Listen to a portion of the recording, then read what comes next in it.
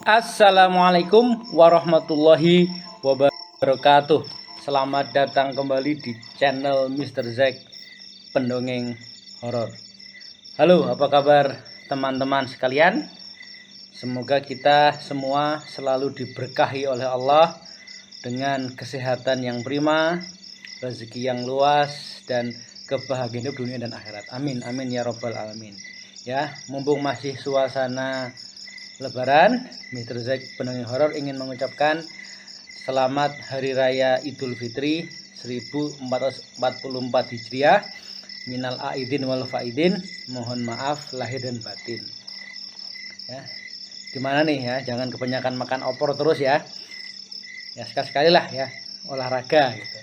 Baik, untuk kesempatan pada malam hari ini, Mr. Zack akan bercerita mengenai sebuah kisah yang bertemakan tentang pocong yang datang pada malam hari. Tapi sebelum kita ke cerita, seperti biasa Mr. Zack ingin mengucapkan banyak-banyak terima kasih kepada kawan-kawan yang sudah mendukung berkembangnya channel ini, yang sudah mendengarkan, yang sudah like, share, komen, dan subscribe. Hal jazaul ihsani ilal ihsan. Tidak ada balasan atas suatu kebaikan kecuali kebaikan itu sendiri. Bagi teman-teman yang sudah berbuat baik, semoga kebaikan teman-teman dibalas oleh Allah dengan kebaikan yang lebih baik lagi. Bagi teman-teman yang belum subscribe, mohon di subscribe, karena subscribe itu selain kebaikan, dan subscribe itu juga akan membuat Mr. Zack bersemangat dalam membuat cerita horor terbaru. Dan mungkin juga ada teman-teman yang memiliki cerita dan ingin berbagi, silahkan ya. Alamat ada di kolom deskripsi. Oke, kita ke cerita. Cerita ini didapat dari seorang kawan, terjadi sekitar tahun 95-96 ya, di suatu daerah di Jakarta Timur. Dulu Mr. Zack ketika SMP dan SMA pernah berdomisili di Jakarta Timur. Sebutlah narasumber ini adalah Mas Agus. Mas Agus pada waktu itu masih sekolah, teman sekolah Mr. Zack ya, memiliki asisten rumah tangga yang kita sebut saja namanya Mbak Asih ya. Jadi Mbak Asih ini adalah seorang ART, asisten rumah tangga, yang berasal dari Jawa Tengah bagian utara gitu ya, Jawa Tengah bagian utara di daerah Pantura. Mbak Asih ini orangnya ya boleh dibilang nggak neko-neko gitu ya, tipe-tipe ART yang rajin dan nggak neko-neko gitu. Sampai pada suatu malam kira-kira jam 2 dini hari, Mbak Asih ini teriak gitu ya, teriak dengan histeris gitu ya. Teriak histeris sampai membangunkan seisi rumah gitu ya, membangun seisi rumah, karena rumah ada di komplek, bahkan ada security yang datang. Setelah didengarkan yang berteriak itu adalah Mbak Asih, maka orang-orang rumah kan datang ke kamarnya Mbak Asih itu kan, tanya, "Mbak, kenapa Mbak?" gitu. Mbak Asih ini dengan wajah yang pucat, kemudian berkeringat, napas tersengal-sengal, katanya kamarnya diketuk gitu ya, kamarnya diketuk sambil manggil gitu, Asih.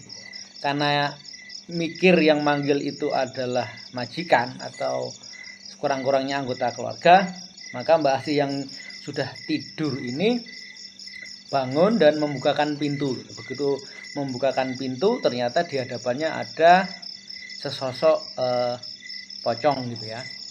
Dan itu membuat Mbak Asih teriak sambil memejamkan mata gitu. Setelah didatangi oleh orang-orang, baru berani membuka mata dan pocong itu hilang gitu. Nah, banyak yang banyak yang istilahnya nggak percaya gitu ya, karena memang rumah itu sudah ditinggali bertahun-tahun oleh narasumber ya, bahkan narasumber dari kecil tinggal di situ. Menurut Mas Agus sebagai anak sang pemilik rumah ya, dari kecil dia tinggal di situ tidak ada yang aneh-aneh gitu. Bahkan orang tua narasumber pernah sempat tanya gitu, kamu jangan-jangan tadi nonton film di TV gitu ya, nonton film horor atau apa gitu. Enggak pak gitu. Oke, akhirnya dianggap sudahlah, mungkin ada antara Mbak Asih ini ngelindur atau memang terbayang-bayang nonton film horor tadi. Jadi zaman-zamannya 96 97 itu zaman-zamannya ada salah satu TV swasta nasional yang setiap malam Jumat itu memutar film horor gitu ya. Ya, sudahlah ya, dianggap sudah tidak ada apa-apa, kembali ke kamar masing-masing dan tidur. Dan ternyata malam berikutnya berulang lagi gitu ya, berulang lagi kira-kira jam 2 atau jam setengah 3, ada yang mengetok kamarnya Mbak Asih gitu kan. Mbak Asih, Asih. Nah, karena pengalaman yang kemarin, Mbak Asih ini mendengarkan suara siapa gitu. Ini suaranya kayak nggak asing gitu, kayak pernah kenal, tapi belum bisa mengidentifikasi apakah sang tuan, sang nyonya, atau anak-anak dari majikan. Tapi suaranya pernah dengar gitu kan, diketok-ketok. Takutnya ada sesuatu yang memang penting. Kamar Mbak Asih itu kan di di tengah ya, di tengah tapi di lebih dekat dengan garasi mobil ya. Jadi kalau kita menghadap rumah, sebelah kiri itu ada garasi, di belakang garasi ada kamar. Nah, itu dibuat untuk kamarnya Mbak Asih. Sedangkan kamar narasumber, kawan Mr. Zack ini, Mas Agus ada di atas. Ada 2 kamar ya di atas, satu lagi dipakai untuk kamar orang tua. Kamar di bawah ada 2, ya dipaksa satu lagi dipakai saudara dari Mas Agus.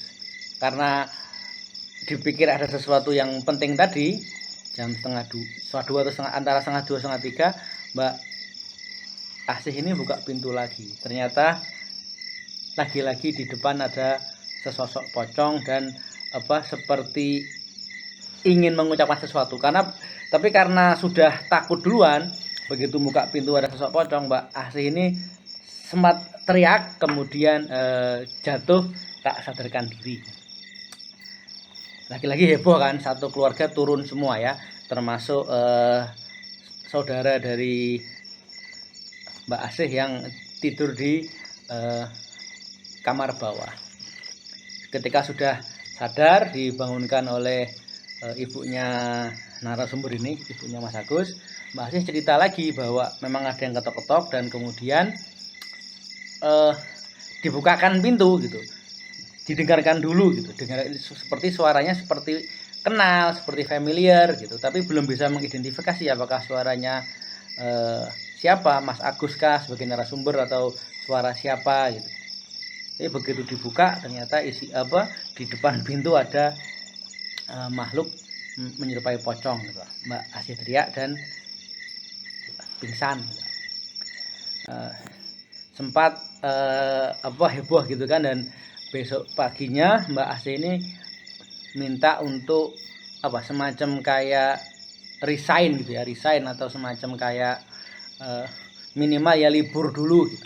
Tapi karena memang pekerjaan yang nggak bisa ditinggalkan ya, karena rumah itu keluarga besar, maka orang tua dari Mas Agus ini ngasih solusi gitu ya, bahwa Mbak Asih akan ditemani oleh salah satu kerabat ya di kamar tidur gitu ya, pindah kamar kemudian ditemani oleh salah satu kerabat. Dan hari ketiga pun demikian juga ya, demikian bahwa ada suara ketok-ketok di antara jam 2 atau jam 3. Nah, ketika di malam ketiga ada suara ketok-ketok itu, Mbak Asih sengaja tidak membukakan. Dia membangunkan kerabatnya Mas Agus yang menemani tidur. Sebutlah namanya Mbak Dewi gitu ya. Mbak Dewi dengar nggak gitu, kata Mbak Asih. Apa Mbak Asih? Itu Mbak Dewi ada yang ketok-ketok pintu gitu. Sambil manggil, seperti manggil apa biasa aja gitu. Asih gitu. Kata Mbak Dewi, udah jangan dibuka gitu ya. Dengan ketakutan, dengan apa ya, dengan ketakutan tapi coba untuk memberanikan diri, Mbak Dewi ini bilang, udah jangan dibukakan Mbak Asih, ya, paling nanti ada gangguan lagi. Karena sudah 3 malam berturut-turut ya, jadi kan Mbak Asih ini semacam ada kecurigaan gitu ya, ada sesuatu kah gitu. Tahun 96 97 itu kan teknologi komunikasi nggak kayak sekarang gitu ya. Apakah ada sesuatu di kampung gitu. Tapi kalau ada sesuatu kan mestinya telepon gitu, atau paling tidak kirim telegram ya. Telegram ini bukan telegram aplikasi HP ya, bahwa telegram itu semacam kayak surat super cepat gitu ya, 1 hari sampai. Tapi ini tidak ada surat gitu. Bahkan di keluarga itu, di keluarga Mas Agus sendiri sampai kemudian saling bertanya-tanya gitu. Jangan-jangan pocong tersebut salah sasaran gitu. Jangan-jangan yang ingin diganggu, misalkan pun ya. Jadi sampai sempat ada omongan yang suuzon itu, omongan yang bermuatan tuduhan gitu. Jangan-jangan ada orang yang tidak suka dengan keluarga Mas Agus, dengan bapaknya Mas Agus ini, kemudian ngirim semacam guna-guna tapi salah sasaran ke ART gitu. Karena orang tua Mas Agus ini bukan bekerja di kantor ya, semacam orang punya usaha gitu. Tapi ya wallahualam bisawab. Tapi saksi mata yang kerabat yang menemani Mbak Asih tidur, Mbak Dewi juga mendengar jam 2 itu ada yang ngetok-ngetok. Dan itu terjadi sampai 7 malam berturut-turut gitu ya, 7 malam berturut-turut. Sampai pada suatu ketika gitu ya, malam ke-8 ini, pokoknya begitu sudah di atas jam setengah 10 semua masuk kamar, kunci pintu, sudah dengerin radio atau baca novel, pokoknya tidak ada yang berani berkeliaran di ruang keluarga atau di ruang nonton TV. Mbak Asih tetap ditemani oleh kerabat dari Mas Agus ya, yang bernama Mbak Dewi. Masih ada suara nggak ini malam ke-8 gitu. Malam ke-8 tidak ada tidak ada suara ketok-ketok lagi ya, dan sudah dianggap aman gitu. Nah, kira-kira hari ke-9 atau hari ke-10 dari penampakan pertama pocong itu, tiba-tiba ada orang yang datang mengaku kerabat dari Mbak Asih dari kampung ya. Kampung itu tadi Mas Rizal sudah sampaikan ya, di salah satu kota di Pantura, pantai utara Jawa ya. Tamu itu masih kerabat dari Mbak Asih gitu. Mbak Asih kenal orang ini, memang keluarga gitu. Setelah bertemu orang tersebut ya, tamu tersebut, sejauh ingatan dari Mas Agus, karena Mas Agus kan ngelihat dari jauh gitu ya, tamu siapa gitu, tamunya Mbak Asih, ternyata tamu masih kerabat. Tamu itu berjumlah sekitar 3 orang gitu ya, 3 orang dari kampung, dan ada sesuatu hal yang dibahas dengan sangat serius gitu ya. Mas Agus waktu itu kan sudah 96 sudah SMA, jadi merasa ya nggak sopan lah kalau nguping pendengaran ya. Jadi ya sudahlah, yang penting ini kok kayaknya serius sekali gitu ya, dan mukanya Mbak Asih ini kok dengan muka yang antara campuran dulu lah, antara muka sedih, muka marah, dan menahan-nahan tangis gitu. Oke, singkat cerita, setelah tamu itu pulang, Mbak Asih ini diam dan menangis gitu ya oleh Mbak Dewi, didekati, kemudian istilahnya dipersuasif gitu ya, dibujuk, dan akhirnya keluarlah sebuah cerita atau kisah dari Mbak Asih mengenai tamunya tadi. Tamu tadi itu menurut Mbak Asih itu adalah masih kerabat ya. Jadi ceritanya Mbak Asih ini adalah boleh dibilang anak bungsu ya. Jadi orang tuanya Mbak Asih ini punya 3 anak. Mbak Asih ini adalah anak terakhir, anak bungsu. Hanya saja jarak antara anak pertama dan anak terakhir yaitu Mbak Asih itu terpaut sangat-sangat jauh ya. Sangat-sangat jauh karena kondisi sosial ekonomi tahun 90-an gitu. Mbak Asih itu tidak melanjutkan sekolah, hanya sampai SLTP, dan setelah itu mencari pekerjaan di Jakarta. Nah, ternyata di kampung itu orang tuanya Mbak Asih itu sebenarnya walaupun hidup itu pas-pasan atau boleh dibilang hidup itu serba kekurangan, tetapi ternyata memang punya tanah gitu ya, punya tanah yang boleh dibilang ya walaupun hanya katakanlah 100 atau 200 meter itu sebenarnya menjadi hak milik dari Mbak Asih gitu ya. Memang orang tuanya sudah meninggal gitu, orang tua sudah meninggal, dan pada waktu meninggal ini Mbak Asih kan di Jakarta. Mbak Asih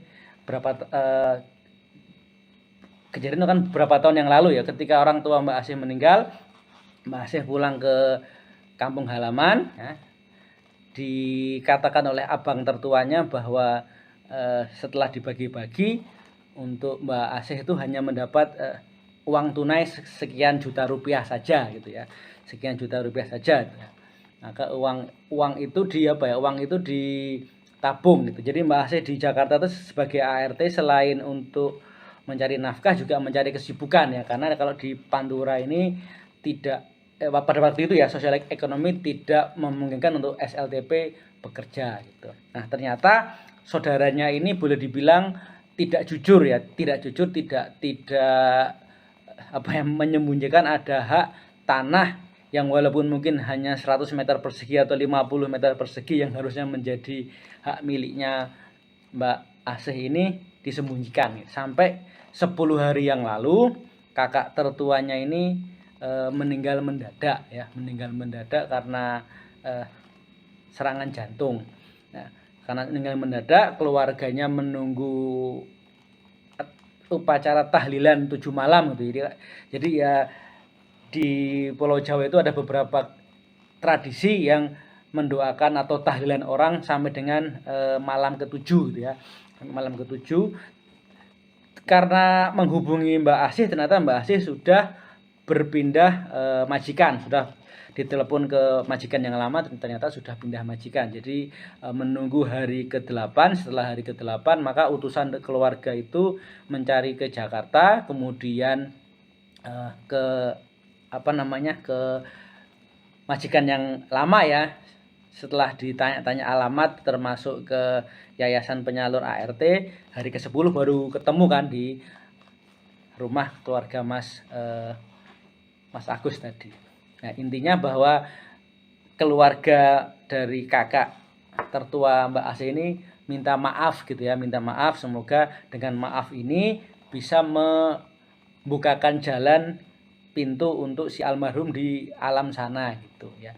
Dan nanti akan akan dikasihkan gitu. Jadi salah satu yang tahu informasi ini adalah istri si kakak tertua, yang selama 7 malam juga didatangi oleh almarhum suaminya bahwa minta diringankan jalannya di alam sana dengan cara dimintakan maaf kepada adik kandungnya, dalam hal ini Mbak Asih, dan tanah yang menjadi hak Mbak Asih itu dikembalikan gitu ya. Tanah itu ya mungkin nggak luas ya, mungkin sekitar berapa 6 kali 10 meter, nah nggak luas, tapi memang haknya Mbak Asih. Jadi si istri dari kakak tertua atau iparnya Mbak Asih ini nunggu sampai hari ke-8 untuk kemudian seruan orang ke Jakarta karena ada tahlilan sampai 7 malam ke-7.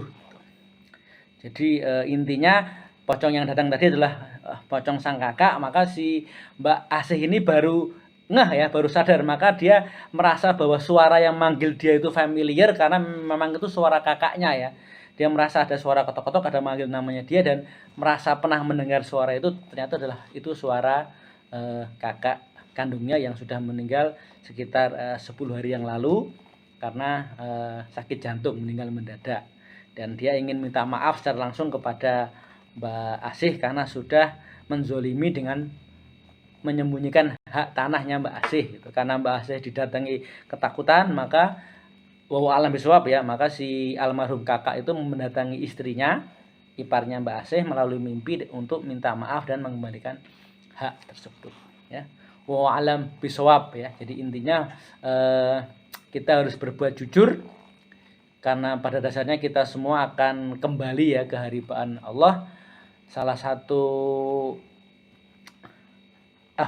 bekal kita adalah amal ibadah, maka kebaikan akan dibalas dengan kebaikan. Salah satu bentuk kebaikan adalah kejujuran tersebut. Wa'alam bishawab. Baik, demikian cerita untuk malam hari ini. Semoga teman-teman semua terhibur. Sebelum Mr. Zack pendongeng horor undur diri, sekali lagi ingin mengucapkan banyak-banyak terima kasih kepada teman-teman yang sudah mendengarkan, yang sudah like, share, komen, dan subscribe. Terima kasih, matur nuwun. Mr. Zack undur diri. Wassalamualaikum warahmatullahi wabarakatuh.